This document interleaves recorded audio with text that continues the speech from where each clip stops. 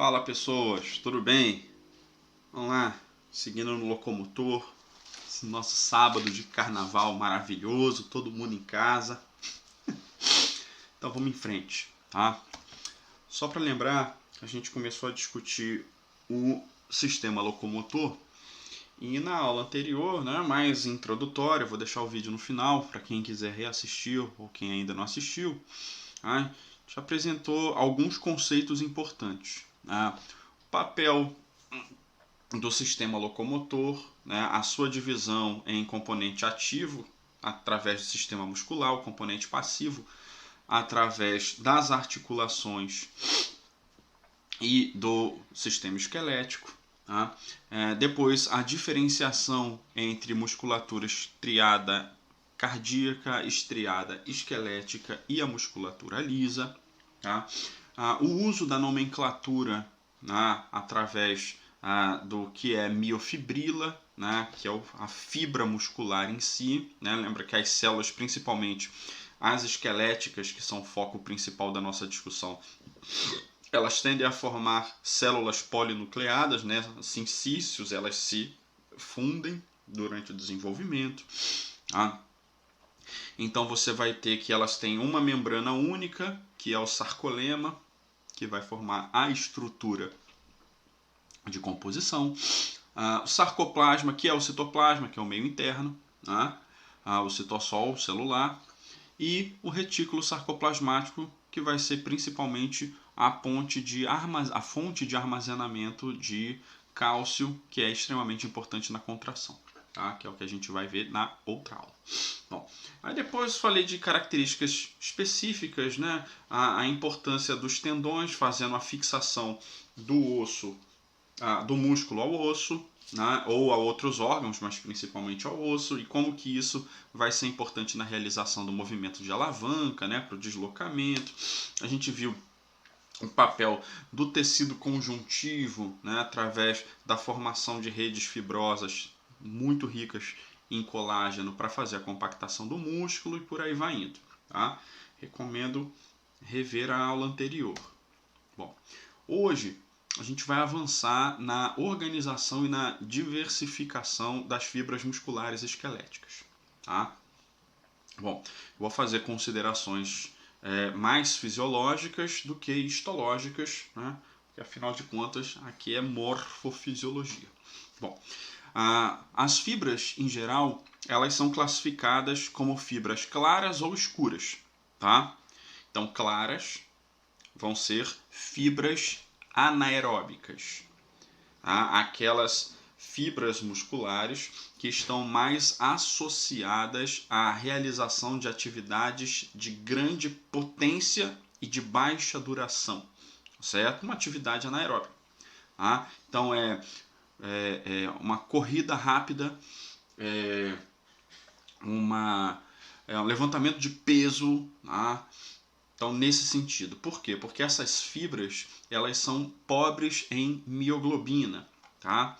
A mioglobina é uma proteína da família das globinas. Tá? Ela apresenta um sítio prostético rico que apresenta o M, o ferro, como átomo central. E ela serve para armazenar moléculas de oxigênio dentro das células musculares. Tá? Então o que acontece? As fibras escuras, tá? Elas são escuras porque no corte histológico você vê que elas são mais escuras do que as fibras claras. Por que elas são mais escuras? Porque elas são ricas em mioglobina. Tá? A mioglobina, como ela tem um sítio prostético com ferro, isso vai dar a coloração. E dependendo da técnica histológica que você use para corar o tecido, fibras escuras vão ficar mais escuras por causa da impregnação e as fibras claras vão ficar menos impregnadas, então vão ficar mais claras. E ali você vai ter uma indicação, conforme a gente vê aqui, da quantidade de fibras escuras e fibras claras que você tem no corte histológico, certo? As fibras escuras, como elas têm mioglobina, elas podem armazenar oxigênio dentro das células. Tá? Então essas fibras elas vão estar associadas a uma produção alta de ATP através de uma grande quantidade de mitocôndrios, tá? O termo certo não é as, é os, tá? Uma quantidade adequada e elevada de mitocôndrios que vai fazer todo o processo de respiração celular completa que você conhece. Glicólise, ciclo de Krebs, cadeia respiratória, certo? E aí você vai ter alta produção de ATP e, consequentemente, você vai ter mais resistência nessas fibras. Resistência em que sentido? Mais energia para trabalhos que vão durar mais tempo, alongado. Então, uma maratona, uma caminhada alongada, a realização de trabalho com uma intensidade moderada e que seja longo. Tá? As fibras claras, como elas são pobres em mioglobina, elas não têm uma reserva elevada de oxigênio. Elas também são pobres em mitocôndrios. Então, elas estão mais voltadas à produção rápida de ATP através de atividades que envolvem o citossol, tá? O sarcoplasma da fibra. Então, elas vão fazer vias que vocês já devem ter ouvido falar, a via de síntese rápida de ATP através do sistema creatina-fosfato ou o próprio sistema voltado só para a glicólise, que é aquela baixa produção inicial, né? Que no nosso caso acaba desviando depois para a fermentação lática pela falta de oxigênio nas células. Então essas fibras claras, elas fadigam muito rápido, elas geram muita energia, mas começa rápido e termina rápido. Já as fibras escuras, elas produzem muita energia, só que lentamente. Então a atividade ela tem que ser moderada, tá? Nesse sentido, quando você está preparando uma carne vermelha lá e tudo mais, e você corta ela, lembra, a carne vermelha é vermelha porque tem mioglobina. Tá? Alguns músculos, né, alguns cortes de carne que a gente consome, você vai perceber que eles são mais vermelhos e outros são menos vermelhos, certo? Então isso está associado à proporção. Tá? Não existe músculo que tenha só fibra vermelha, tá? Ou fibra escura ou só fibra clara. Tá? Você vai ter proporções diferentes. Vou falar um pouquinho mais sobre isso no aspecto genético da coisa. Tá? Então existem fibras com maior quantidade de fibras escuras e existem músculos com maior quantidade de fibras claras, certo? Isso, tá? Embora isso seja uma variação biológica individual, tá? Então tem um componente genético aí a cada sujeito dentro das espécies. Então, quando você estiver cortando uma carne e ela estiver mal passada, que é o jeito certo de comer uma boa carne, tá? E você cortar lá e a pessoa dizer, nossa, tá só sangue. Lembra, não é sangue, pessoas, tá? Ali é mioglobina, certo? Que ela tá despejando na superfície. Bom, logo, as fibras escuras, elas são as fibras que estão associadas a maior quantidade de mioglobina, maior quantidade de mitocôndrias, então elas têm menor diâmetro e maior resistência. Então elas demoram muito para fadigar, certo? Mas elas têm menos potência. O que faz com que a musculatura tenha potência é o diâmetro do músculo, certo? Tá? É fácil de ver. Se você olha uma pessoa lá que ela é musculosa e uma outra que não é musculosa, você só no olho você consegue ver que o diâmetro do músculo lá do braço do sujeito, da coxa, é maior no que é mais marombado do que no outro. Tá? Então, o que faz a potência muscular ser maior ou menor é o diâmetro do músculo. Tá? Então, aonde tem fibras escuras, o diâmetro é menor. Tá? Aonde tem fibras claras, o diâmetro é maior. E daí, o que isso significa? A gente vai ver um pouquinho, alguns exemplos ali na frente. Mas, em geral, quanto maior o diâmetro, significa que eu tenho mais sarcômeros, que são as unidades de contração. Quanto mais unidades de contração, mais potência.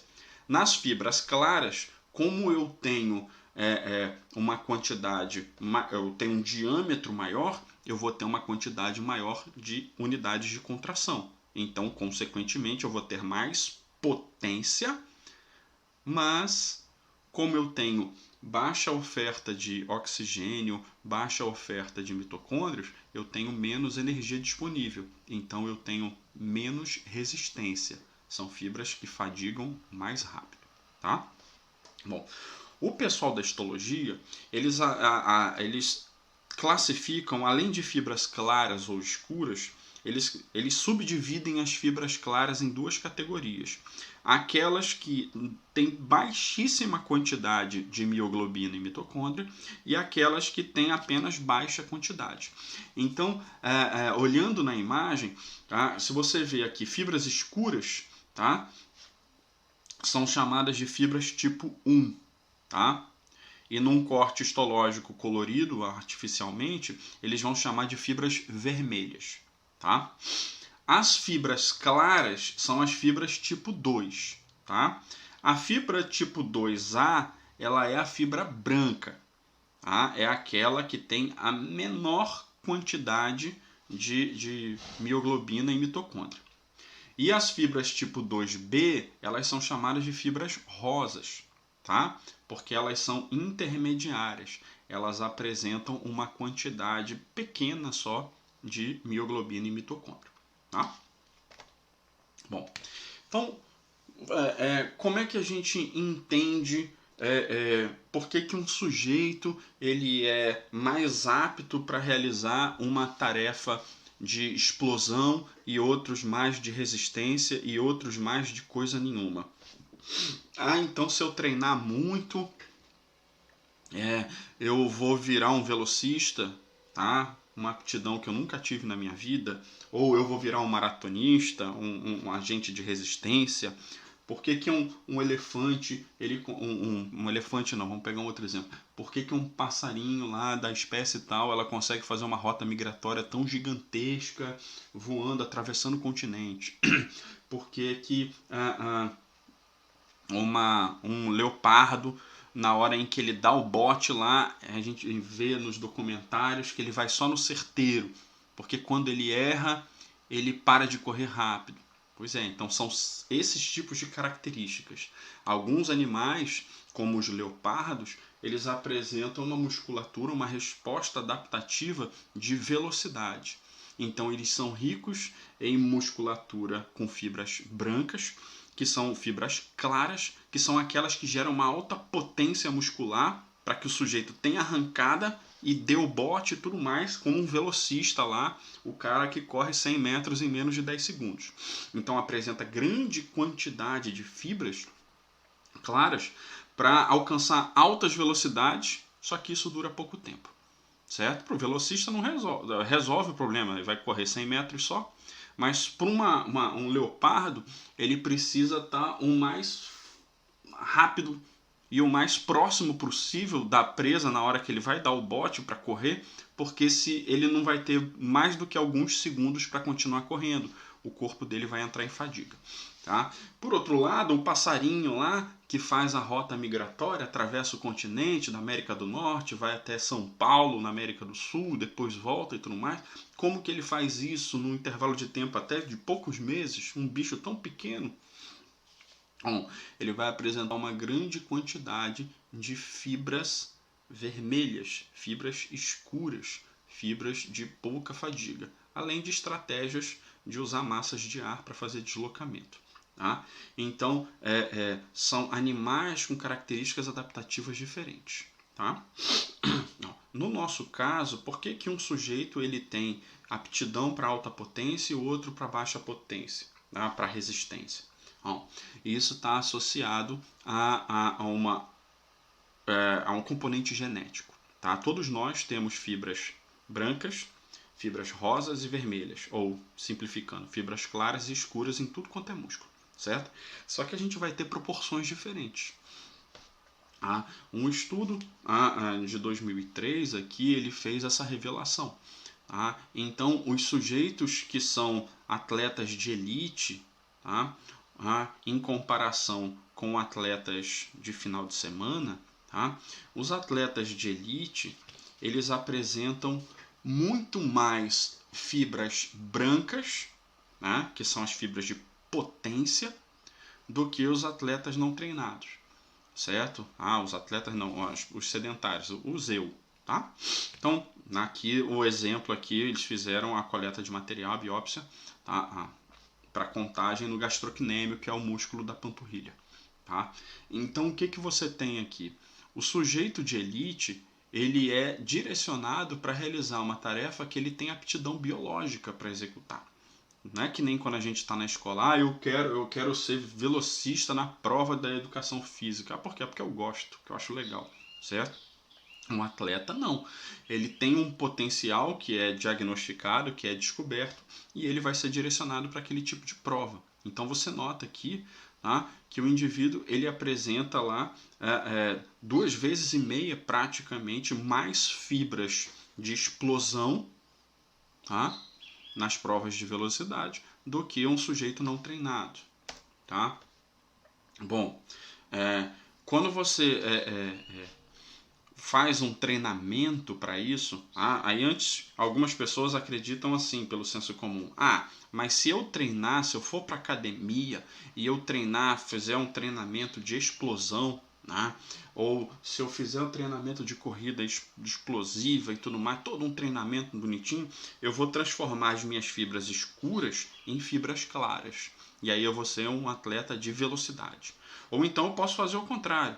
Se eu fizer só trabalho cardiovascular, que isso, que aquilo, eu vou transformar as minhas fibras claras em fibras escuras, tá? Bom, isso não acontece, tá? Isso não é possível, tá? Porque a proporção de fibras claras e fibras escuras que você possui na sua musculatura, em cada um dos seus músculos, ele é um elemento de origem genética, certo? Isso você não consegue mudar o seu fenótipo pelo treinamento, uma vez que o seu genótipo determina aquelas características, certo? Ou seja, se o sujeito tem aptidão para A, ele não pode transformar para B, nem vice-versa, através de treinamentos musculares, tá? Isso não é possível.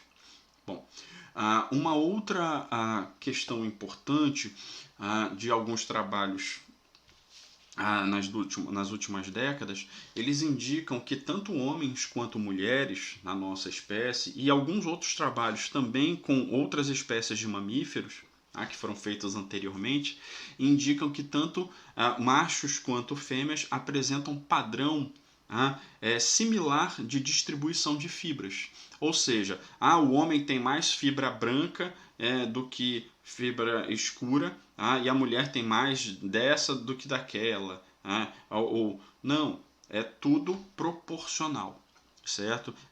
Parece que há um padrão dentro das próprias espécies, né, uma homologia, uma forma de conservação nesses mamíferos que foram estudados. Tá? Alguns são roedores, alguns são felinos, tá? E em primatas como nós. Tá? Então, o que você tem aí? Você tem que homens e mulheres proporcionalmente têm a mesma quantidade de fibras escuras e de fibras claras, certo? Tá? Aí você fala, então quer dizer que homens e mulheres têm, aspas, a mesma quantidade de fibras? Tá? Então, mas tecnicamente os homens têm mais resistência muscular, têm mais potência, têm mais... não tem. Tem sim. Tá? Por quê? Porque isso entra na área de seção transversa, certo? Na última aula de sistema de sustentação, que eu vou deixar nos cards finais, eu falei sobre a sustentação de corpos de animais de grande porte, certo? Eu falei que quanto maior o volume, bem no finalzinho dessa aula, no sistema de escala, tá? Quanto maior o volume do corpo do animal, tá? Maior a quantidade de carga que ela precisa ser sustentada. E essa sustentação, ela depende nos animais principalmente dos membros inferiores, certo? Se o cara for bípede, ou dos 4 membros se o cara for um quadrúpede. Tá? Então, quanto maior o animal, mais ereta, né? Mais reta, menos liberdade articular o sujeito vai ter para distribuir a carga durante a locomoção dele. Tá?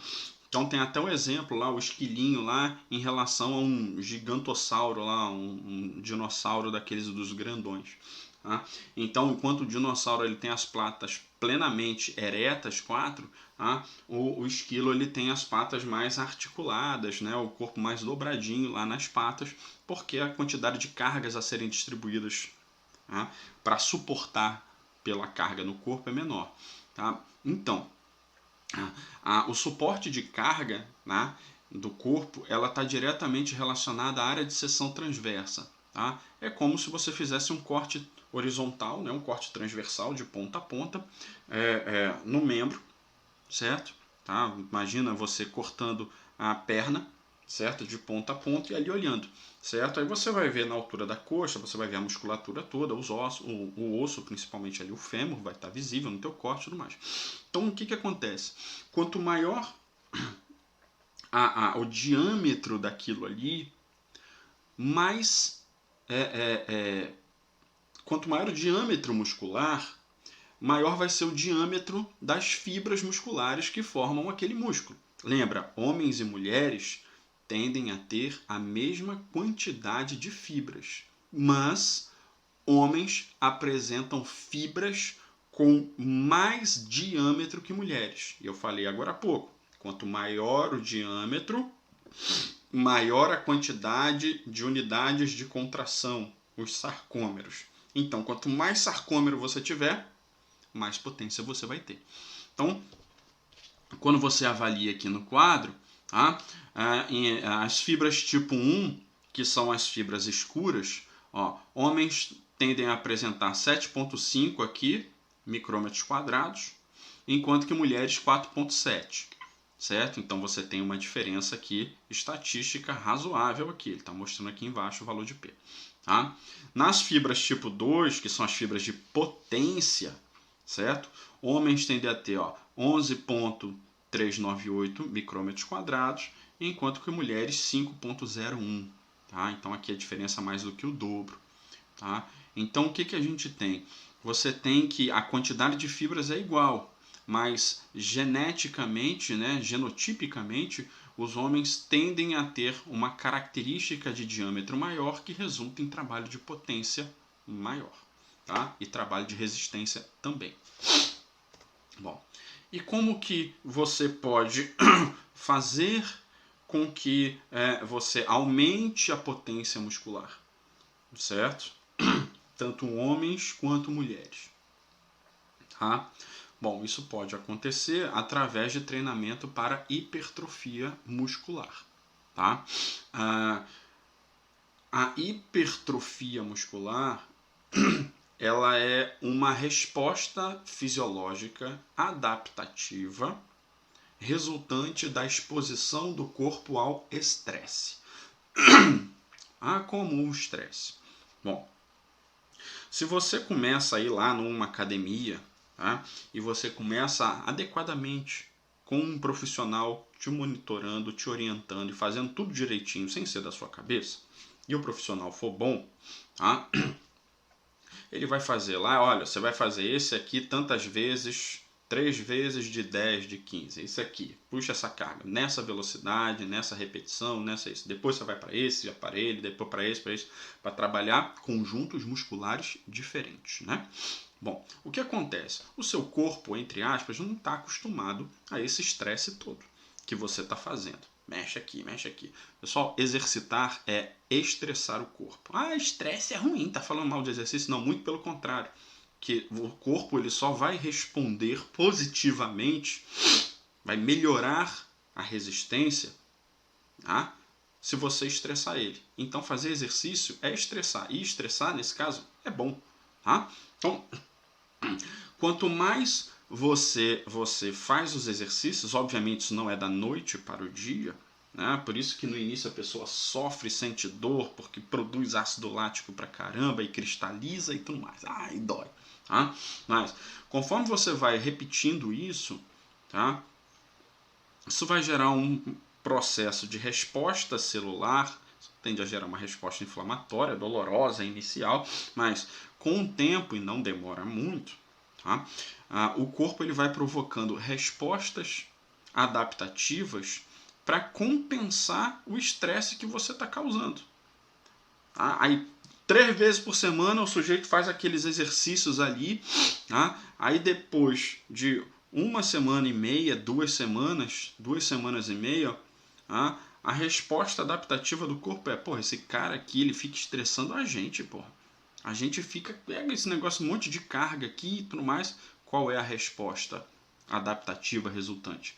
Vamos aumentar a síntese de proteínas relacionadas à unidade de contração, que são as proteínas que formam os sarcômeros, tema da próxima aula.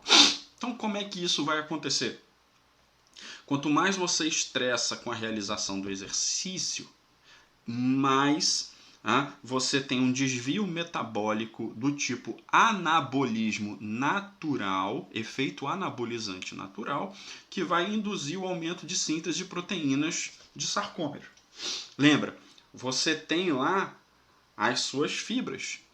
Quanto mais sarcômeros você tiver, mais unidades de contração você vai ter. E como a gente viu ontem, quanto mais unidades de contração, mais potência. Aí o que vai acontecer? Depois de alguns meses fazendo aquela mesma rotina de exercício, sendo persistente e tudo mais, a tua musculatura ela vai ter uma quantidade maior de fibras, ela vai ter a mesma quantidade de fibras, mas com uma quantidade maior de potência, tá? Porque você vai ter mais proteínas sarcoméricas. Aí vai chegar uma hora que fazer aquele exercício ali, ó, nem vai estressar tanto. Aí o que o teu instrutor querido faz? Ele aumenta a carga. Aumenta lá, aumenta o padrão de repetição, muda. Para quê? Ele muda para estressar mais, voltar a estressar. E na hora que volta a estressar, o corpo percebe que existe uma nova condição estressora e eu preciso reajustar todo o sistema. Como? Eu preciso de mais proteínas de síntese sarcomérica para aumentar ainda mais a potência, porque diabos esse sujeito começa a fazer mais exercício e mais estresse. E aí o ciclo vai aumentando. E na hora em que o ciclo vai aumentando, você vai provocando a hipertrofia miofibrilar. Tá? Se você olhar a imagem aqui, tá? Nessa imagem você tem um corte de um músculo, certo? Na realidade, aqui de um feixe. Você lembra que cada feixe muscular ele é formado por várias fibras musculares, né? A fibra é a unidade, não é isso? Tá? E elas têm lá os endomísios, né? E eu vou formar o feixe que é envolvido pelo perimísio. Pô, bonitinho lá. Aqui está no repouso. Aí o sujeito, adequadamente, belamente, ele começa a fazer o exercício e ele é muito paciente. Ele vai fazendo o exercício da maneira adequada e isso vai acontecer. E vai bonitinho e vai lá. Depois de um certo tempo, a musculatura dele começa a hipertrofiar, ganha volume, fica grandona lá e tudo mais. O que você nota? Ele tem um aumento de diâmetro, mas perceba, a quantidade de fibras é a mesma. Começou com 9 aqui, terminou com 9. Eu não troco, eu não transformo branca em escura, clara em escura, e eu não transformo 9 em 18. A quantidade é a mesma, mas se você olhar, o diâmetro aumentou.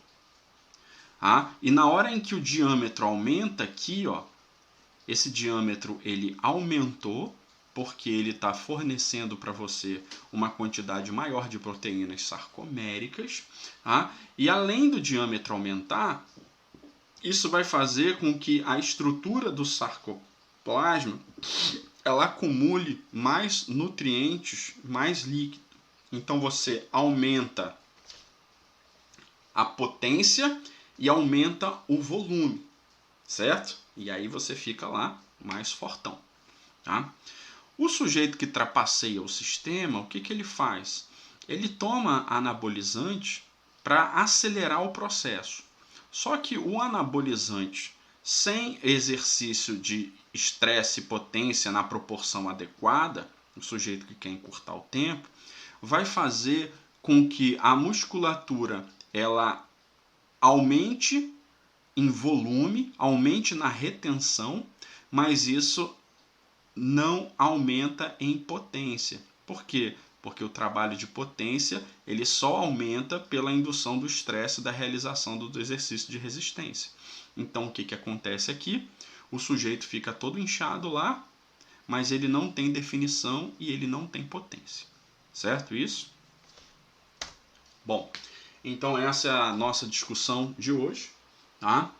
Espero que o carnaval de vocês seja tão bom quanto o meu, quietinho, em repouso, estudando, tá? Sem aglomerar, sem se expor desnecessariamente. Tá?